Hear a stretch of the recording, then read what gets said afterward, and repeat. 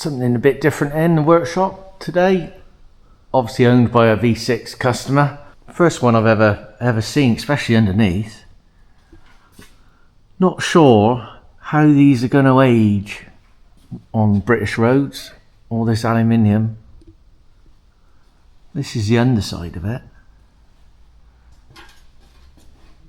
Look at all the bolts on that rear under tray on. Take you half an hour to get all that off. But it all looks neat. But when it's done a few winters, I think we might be putting up a bit of a fight. All this is aluminium, so we don't know what that's going to corrode like. But this has come in just for some little trinkets. Put this bit of carbon trim around here, front diffuser, genuine Alpine diffuser, and I put a boot spoiler on it. Change the wheels, put some different wheels on it. We've got to change the brakes eventually. Just waiting for those to appear. I'll lower it down now and you can see what it's like from the top. This is the top side of it. It's a carbon splitter. This one's got a carbon roof as well.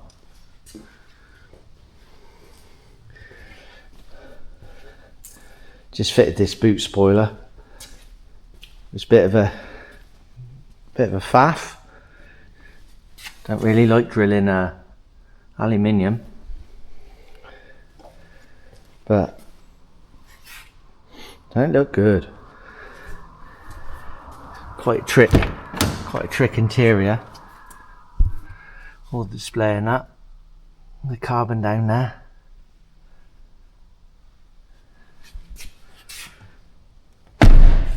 Yeah, like I say, just a short little video just to show you what I get up to. Hopefully, might get a couple more of these in. Just show you the underside of this spoiler. That's the strengthening bracket I've had to drill and install.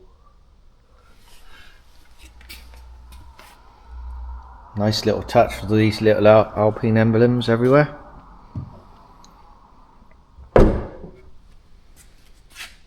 Car feels light as a feather to open the doors and work with. Here it is, out in the daylight.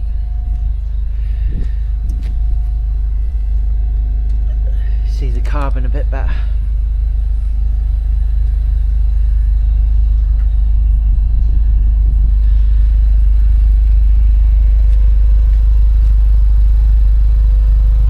I think it looks really smart.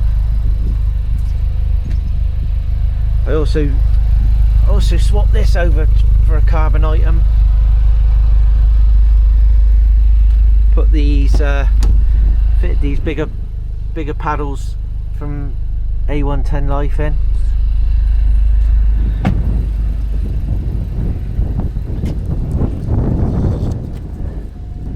Let me know what you think.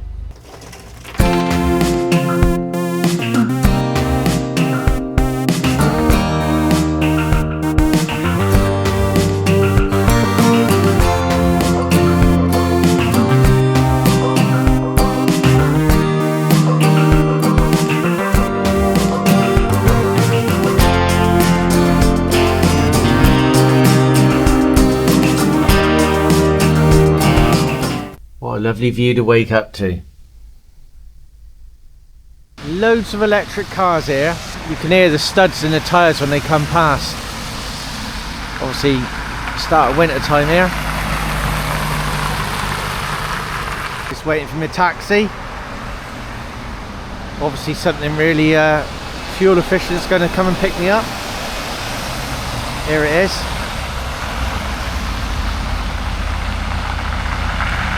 Saves the environment. So what are you doing? I've just changed the starter motor, alternator, battery power lead.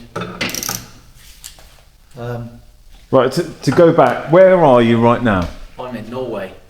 What are you doing in Norway? Someone's paid me to come all the way out here to work on a Clio V6 in a fantastic workshop. And do you know this Clio V6? Yes, done a bit of work back in the summer on it, a few modifications, and be nice if the UK ones are all like this. How so? Look at the subframes. You know, they're almost like a ultra low mileage UK car. You know, look at the all the hubs. All this is it's lovely. So yeah, this would be worth a fortune if it was a UK car this good. All the under trays, nothing's bent. But it's not been tightened up at all. This is as it is. Apart from this, got a trophy exhaust system. Obviously tubular manifolds. Did you have to do anything to the exhaust to make it? Just changed all the clamps because it was on slip joints, so I cut all the slip joints off and welded proper joints and everything in. This isn't my welding, this O2 sensor, that's French welding, that is. But you let that slide? Yeah. So what else did you do to this car in the summer? Change the brakes. We've got different discs and bells on the rear. We've got we've got AP brakes on the front, radial mounted. This one's actually got in-track suspension fitted to it for a set of in-tracks, which are really good, lovely, well made. We've got lightweight flywheel, limit slip diff, a few other little bits and pieces.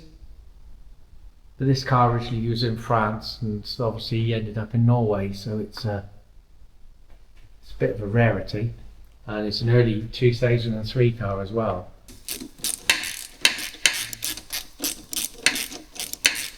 So we've got the cable to go on back onto the bulkhead. Yeah. Back up to just up there. Yeah. Yeah. We'll put some trophy coils in. Some trophy coils? Yeah, we'll upgrade the coils to trophy coils with the GWR adapter looms that I've made. So just to hopefully cure any coil issues in the future, because the new coils that are coming through are not lasting very well. So what, there's an issue with Clios and ignition coils? Yeah, the new type of the new coils are Chinese, and I don't think they're made as well. Getting back to the old days of the early Sagen coils, when they used to fail from all the time with Renault. So what you've done on this car, you've had a new cable made? Yeah, ignition. new battery power cable. This obviously GWR Motorsport made me that cable. It's very hard to see, but new starter motor, new alternator, quite a bit of work. So what you got here? So these are the new replacement coils that I've managed to match up, which are like identicals to what was used on the trophy race car that we used to fit back in the day, because they never we never got problems with these. But the biggest problem was you had to cut the end of the loom off to put that plug on. But lucky Steve at GWR Motorsport managed to get the correct end, so this is just plugged straight into the original loom. Then this is, so there's no wire cutting, so right. It's makes it a better job. So why are those coils better than what is currently out on the market? What was the problem with the Clios? Well, these are I think it's down to the heat. I mean, as you can see around here, this is the resin, and I think this disperses the heat better than the tiny pencil coils. The ones you got behind you? Well, yeah, like these. So these disperse the heat better than these, you know. That's a Sagan one, so that's what's in a Sagan, and as you can see, it doesn't disperse. You know, there's no resin. There's very small amount of resin to disperse the heat soak, and I think that's the reason they're failing. So you had those new coils. I've gone through many parts to actually locate a coil, the same as a trophy, and then I managed to locate some boots, shorter boots, so these fit straight in. The only thing you have to do is there's already holes in the cylinder head. You have to tap one of the holes, which is what I'm going to do now, and then we can carry on and fit the new coils. So to have the new coils fitted, what work do you have to do apart from the tap? So you've got to get the new cables as well, which... Yeah, so it comes as a kit. So you buy new cables, 6 new coils. But this is the hardest part, is to have someone who's a bit competent, who can tap a thread. Yeah. And, you know, the front bank is a tiny bit fiddly, but the rear banks, hopefully, this will cause sort of like the misfire issues with those other coils. Awesome. So we're just removing coils on the back bank to fit the new type of coil. A self tapper bolt, a screw to screw into these, but the aluminium's too hard, so we've got to tap them. The way this mod works is if one of these does fail and you haven't got a spare one, you can just disconnect the loom, plug in an original coil, job done. So you're not changing any cabling? No, you're just adding on? No, we're not. Back in the day, we used to cut these off, but I think you're just being the more problems now. 20-year-old wiring loom. There's new coils all installed, obviously with 2 Allen keys instead of the single mounting point. I tap this thread out. This has got all the looms on, so they're connected into the original loom. Just loop round, nice and tidy. You know, the fact that these are all 10 mils goes to show that someone's been in here, because they should be 8s.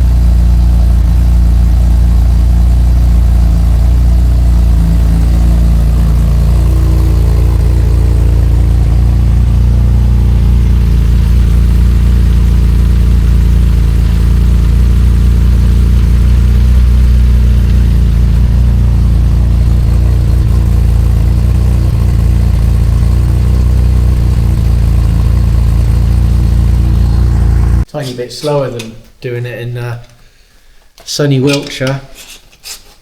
Got to do it by hand, the old days.